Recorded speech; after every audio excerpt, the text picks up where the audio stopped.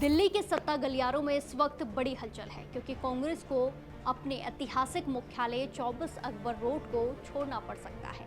केंद्र सरकार के संविदा विभाग ने पार्टी को 28 मार्च तक ये दफ्तर खाली करने का अंतिम नोटिस दे दिया है। ये वही परिसर है जो दशकों तक कांग्रेस की राजनीतिक गतिविधियों का एक केंद्र रहा। 3rd नहीं 13 डिग्री का केस है। माल मैंने ही चुराया है, पीपल के नीचे दबाया। हवालात की हवा अच्छों को सुधार देती है शुक्ला। समर कूल कूलर, हवा अच्छी है, ठंडक सच्ची है। समर कूल, लाइफ बनाए वंडरफुल। अब सवाल उठ रहा है कि आखिर ये नोटिस क्यों दिया गया है, इसके पीछे क्या नियम है, क्या राजनीति है और आगे कांग्रेस की राजनीति क्या होगी, क्या कदम उठाएगी कांग्रेस। आइए इसे विस्तार से समझते हैं। संपदा विभाग ने भेजा नोटिस। केंद्रीय आवास एवं शहरी कार्य मंत्रालय के संपदा विभाग ने पार्टी को 24 अकबर रोड और 5 रायसीना रोड स्थित अपने दोनों कार्यालय का खाली करने का आदेश दिया है। विभाग से पार्टी को 28 मार्च तक खाली करने का समय दिया गया है, जिसके चलते पार्टी को अपने पुराने कार्यालय से बेदखल होना पड़ सकता है। यहाँ आपको बता दें कि ये संपदा विभाग द्वारा भेजा गया अंतिम नोटिस है, यानी कि कांग्रेस अब तारीख को बढ़ाने का आग्रह नहीं कर सकता है।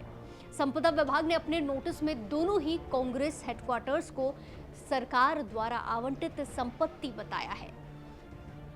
कांग्रेस सांसद कार्ति चिदंबरम ने कहा कि सरकार को अपने नियम सभी पर समान रूप से लागू करने चाहिए और किसी एक को निशाना नहीं बनाना चाहिए।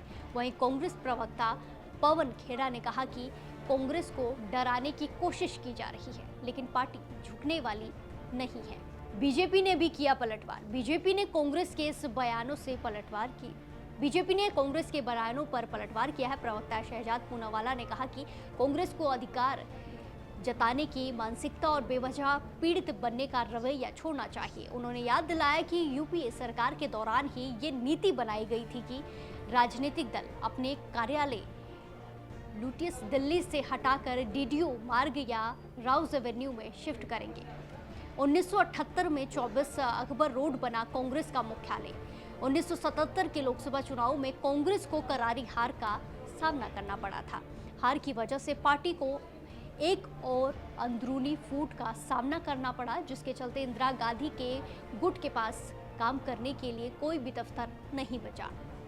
उस समय आंध्र प्रदेश के कांग्रेस नेता और सांसद जी वेंकट स्वामी ने पार्टी के इस्तेमाल के लिए 24 अकबर रोड स्थित अपना सरकारी आवास देने की पेशकश की। ये शुरुआत में एक अस्थायी इंतजाम के तौर पर शुरू हुआ था, लेकिन 1980 में जब कांग्रेस दोबारा से सत्ता में आई तो कांग्रेस फिर से मजबूत बनने लगी और यही यानी कि 24 अकबर रोड कांग्रेस का स्थायी मुख्यालय बन गया। इसके बाद अगले 48 सालों तक कांग्रेस पार्टी का यही स्थायी मुख्यालय बना रहा। कांग्रेस पार्टी का नया मुख्यालय कहाँ है?